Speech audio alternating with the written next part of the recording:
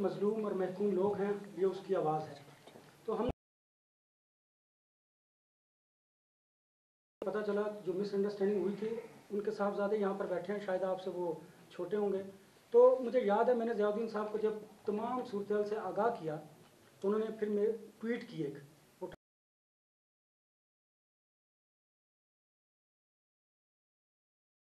ये तो वो बात थी कि जो चले यहाँ पर हुई और मैं समझता था इसको डिस्कस करना ज़रूरी है। मेरी ये बदकिस्मती कि मैं ज़ियाउद्दीन साहब के साथ काम नहीं कर सकता।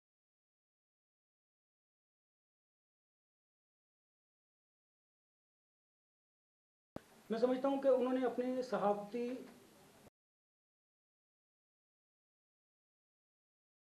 उन्होंने इस मुल्क में माशी जो सूरत हाल है उसका जिक्र करके शायद हुक्मरानों को ये बताया है कि आपको एक कॉमन मैन की जो ज़िंदगी है उसको कैसे बेहतर करना। मैं उन्हें रेजिस्टेंस की अलामत समझता हूँ, क्योंकि उन्होंने ये वाकई हकीकत है कि जब कोई एक जाबिर हुक्मरान हो तो लोग माजरत के साथ उसके करीब होने के लिए पता नहीं क्या कुछ हरबे इस्तेमाल करते हैं। लेकिन ज़ियाउद्दीन साहब ने न सिर्फ जनरल मुशर्रफ की आंखों में आंखें डालकर बात की, बल्कि उनकी जो थ्रू आउट हिस्ट्री है, लाइफ थी, उन्होंने हमेशा हर शख्स के सामने खुलकर बात की। और मैं समझता हूँ कि हम एक फ़िक्रा जो रवायती साहब वो कहते हैं कि हक़ और सच की बात करते हैं, हम जर्नलिस्ट हैं, हम मसलियत का शिकार होते हैं, लेकिन ज़ियाउद्दीन साहब कभी मसलियत का शिकार नहीं हुए थे।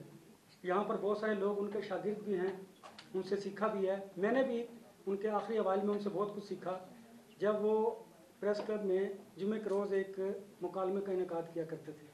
तो वो वहाँ पर किसी न किसी ऐसी शख्सियत को जिसका इकॉनमी से ताल्लुक़ था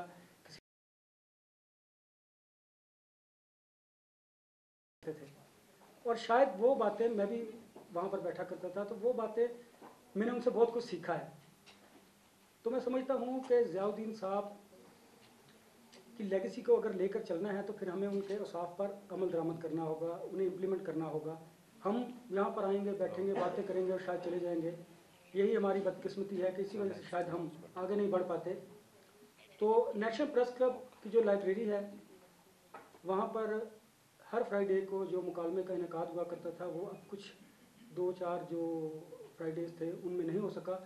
एक तो वो रेगुलर किया जाएगा, और जितने मेरे सीनियर्स दोस्त बैठे हुए हैं डेफिनेटली मैं उनको फ़ोन करके भी इनवाइट किया करूँगा कि आप भी आए, ताकि उनकी जो याद है वो इस तरह ताज़ा रहे, और उनके जो उनकी गुफ्तगू वहाँ पर हुआ करती थी, हम शायद उसी को याद करके आगे बढ़ सकें।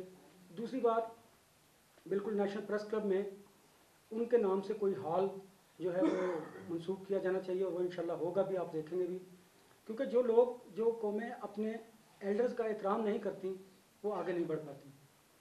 तो मैं समझता हूँ कि हमें यहाँ पर बैठे तमाम लोगों को ये अहद करना है कि अगर हमने दोबारा से अपने इस प्रोफेशन को इज़्ज़त देनी है तो फिर हमें मसले से बालातर होकर सहाफ़त भी करनी है, और तमाम ऐसी चीज़ों को एक तरफ रखना है कि जो हमारी जेन्युइन सहाफ़त के आड़े आती हैं, उन्हें एक साइड पर रख कर ये सोचे समझे बग़ैर कि शायद अगर मैंने ये बात की तो ये पॉलिटिशियन, ये हुक्मरान या ये ब्यूरोक्रेट मुझसे नाराज़ होगा, हमें अब उस तरफ बढ़ने की ज़रूरत है। क्योंकि वक्त के साथ साथ हमारे यहाँ तरबियत की कमी बढ़ती चली जा रही है। यही वजह है कि आज हम बेतौकीर हैं। मैं समझता हूँ कि अगर आपकी डिग्निटी है तो अब भी आप जर्नलिज्म में अपना नाम बना सकते हैं। कोई